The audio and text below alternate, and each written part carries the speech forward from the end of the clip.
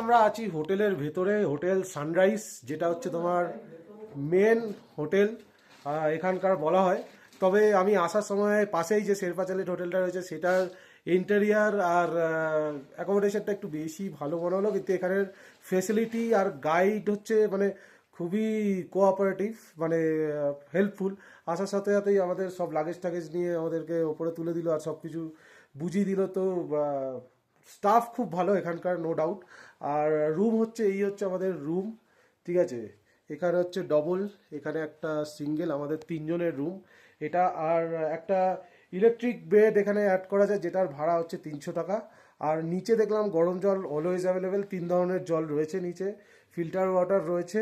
বাথরুমে গিজার নেই, কিন্তু এখানে কোনো হোটেলেই আমি শুনলাম যে গিজার কোনো হোটেলেই নেই। আর এই হচ্ছে দেখতে পাচ্ছ বাইরের যে ওয়েদার, বাইরের ওয়েদার পুরো কুয়াশা মেঘাচ্ছন্ন, কিচ্ছু দেখা যাচ্ছে না এখান থেকে। আর ওপর থেকেও ভিউ পয়েন্ট থেকেই বা কিছুই দেখা যাচ্ছে না। তো কালকে ওয়েদার ভালো ছিল, আজকে ওয়েদার খারাপ হয়ে গেছে।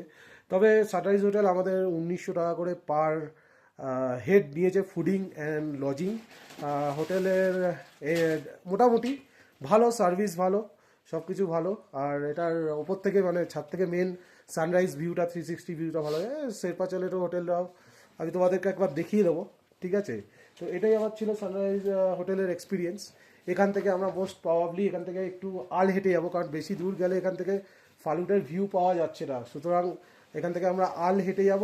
আল আমাদের হেঁটে যাওয়ার পরে ওখান থেকে আমরা চান্দু বলে একটা জায়গা আছে, ওখানে গিয়ে যদি মনে করি তাহলে এগোবো, না হলে আবার এখানে ফিরে আসবো। ফিরে এসে আমাদের যেরকম নর্মাল বুকিং আছে সেই বুকিং অনুযায়ী আমরা যাব।